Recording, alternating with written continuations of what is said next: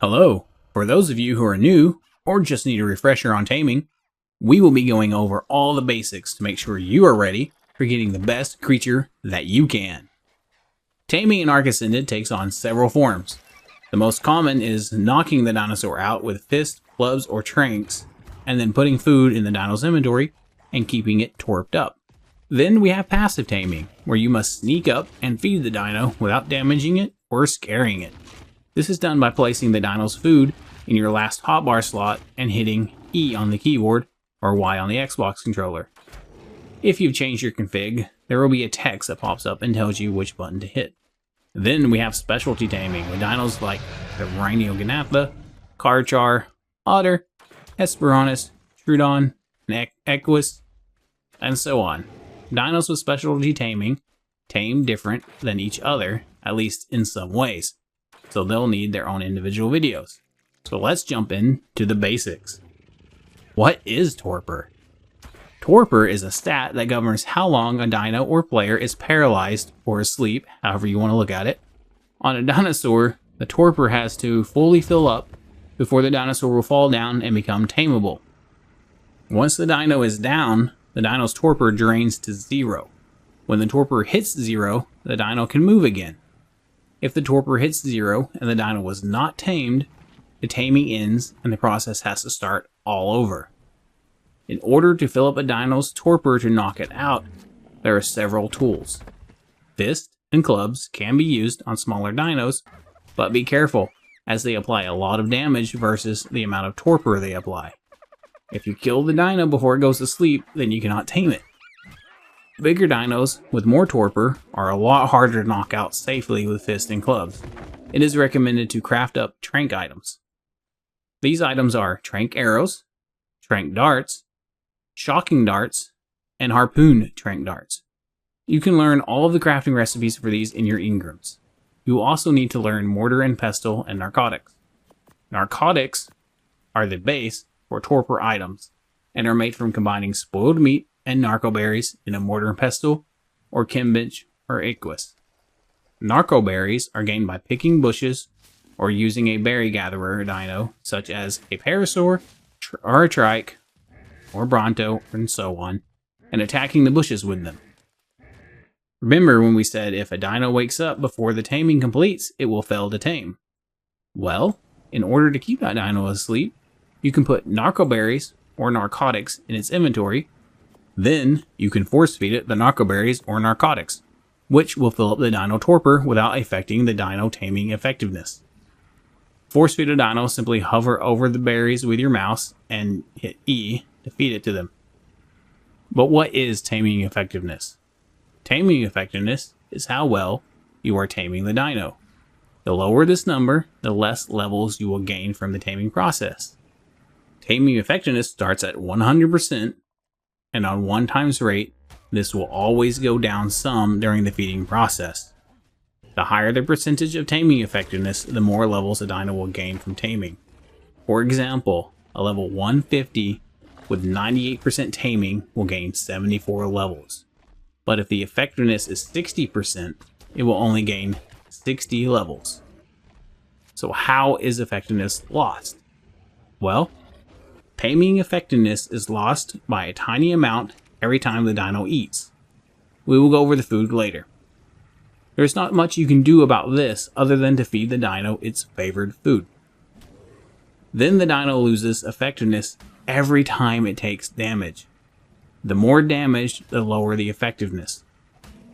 Wild dinos, players, and tames can all cause damage to a knocked out dino, lowering its effectiveness. And if the dino goes unconscious in water, and it's not a water-breathing dino, it will drown. The good news is, if a knocked out dino takes damage, and you do not want the effectiveness lowered, you can let the dino wake up and start the taming over. Just be careful and make sure it has enough hit points to knock it out again without killing it. If it doesn't have enough hit points to knock it out again without killing it, you can wait for a little while and it will naturally heal up. If it's a carnivore, you can feed it dead corpses to heal it as well. Now this part is very important. Once you knock a dino out, Open the dino's inventory and check the dino's hit points. Then add a folder in the dino's inventory by clicking the add folder at the top, on the top right side above the dino's inventory. Name the folder the amount of hit point the dino has. Then do not put food or leave your narcotics on the dino. The reasoning for this is if the dino takes damage and you want to let it wake up so that you can knock it back out and start the taming over, you do not have to start all over. The food drains while the dino is knocked out. This is what allows the dino to eat food and get tamed. If a dino does not eat the entire time it is unconscious, the food level keeps draining. When the dino wakes up, the food pauses. When you knock it back out, the food is still as drained as it was when the dino woke up. In this case, you will not lose any time other than the amount of time it took to knock the dino out again. This can be very useful for dinos like Therazinos that take 8 hours to tame. It is never fun at 7 hours and 50 minutes for a Rex to come by and bite the Theri a few times. Now your effectiveness is 0%, and you've been feeding it the entire time. Now you have to let it wake up and knock it out and wait 8 hours again. Where if you had not put food on it, you could knock it out and wait 10 minutes to tame it with 98% effectiveness. Of course, do not let the dino's food hit 0 because then it starts taking damage and will die. There is another way you can lose effectiveness. If you are feeding the dino and you do not put enough food on the dino so the food runs out, the taming percent begins decreasing, meaning it will need to eat more, losing even more effectiveness. Then we have taming effectiveness on passive tames. This is a little different. So the way it lowers is, again, based on food type, how many times it has to eat. So if you're not using kibble or its favorite food, just like the other dinos, you'll lose effectiveness. Another way you lose effectiveness on passive tames is when you feed a dino and you have to wait till it's hungry again to feed it again, and you wait too long before feeding it again, right? You miss that moment of feeding it. You'll start losing taming percentage, which means you have to feed it more, which means you're going to lose more effectiveness. Normally, if a passive tame takes damage, the taming ends, and you must start over. Sometimes you have to start over at a lower effectiveness. Sometimes the game doesn't remember, and it resets, and then you just start at the beginning, and you still have the chance of getting maximum effectiveness.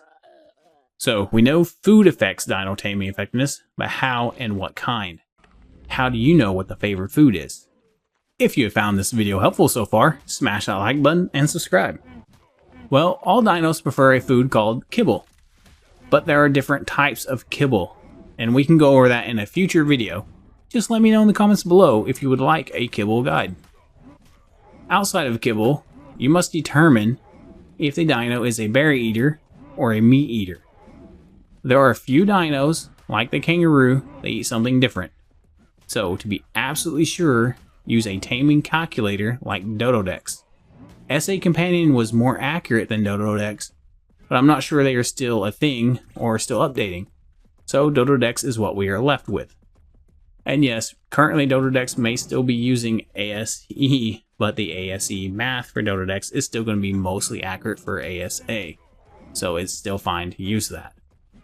Now, the taming calculator should tell you what food to use, how much is needed, how long the dino will sleep, how much narcotic to keep it asleep, and how many hits to knock the dino out, based on the ammo and weapon type you're using. Of course, always assume you're going to need more than what the calculator is telling you, so you're always prepared.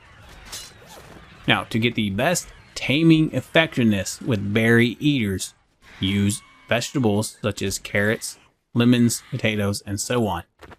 If you only have access to berries, try to use miho berries only. Of course, add the other berries to the inventory in case the miho berries run out. For most meat eaters, the preferred meat is usually raw mutton, followed by raw prime. Both raw mutton and raw prime spoil fast. So once you start feeding the meat eaters these, make sure you have enough. Make sure you have enough to finish the tame. And go ahead and throw some raw meat on the dino as well as a backup in case the mutton or prime spoils or runs out before the tame finishes, so you don't start losing taming percentage and effectiveness. Now, knocked out dinos will eat the best food for them first. So if you prefer to experiment, put all the food you can find in the dino's inventory and see what it eats first for its most favorite food. This is a great way of finding out if it eats berries, or if it eats meat, right? You can throw both berries and meat in and see which one it eats first. That's probably what it wants. Some dinosaurs eat both, so you watch for that too. Next up, we have taming percentage, which starts at 0 and goes to 100%. It's kind of the opposite of effectiveness. When the taming percentage hits 100%, your dino will tame unless you get a glitch. It can happen. The taming percentage can drop down if the dino runs out of food before the taming is completed. When taming a dino, one of the best ways to control the area and make sure the process is as risk-free as possible, use a proper trap to catch the dino. Knock it out, then build around the dino to protect it. Some traps are already built in a way that protects the dino. My favorite trap is the dino gate trap, where you take 3 to 4 gates in a line, separating them enough to let you shoot through the side and walk in and out of the trap without letting the dino out. Put 2 doors on each, one on each end, and once the dino is asleep, put a spike wall on each side of the trap to keep wild dinos out of reach of the knocked out dino. If a dino is too big to go into the gate trap, simply adjust the trap to form a ring, draw the dino in, and set the last dino gate to lock the dino into the ring. Then you use dino gate doors to block it, keep other dinos from getting in. I have a quick tame guide playlist for you for specific dinos. So if you enjoyed this video, smash that like button. Have an awesome day.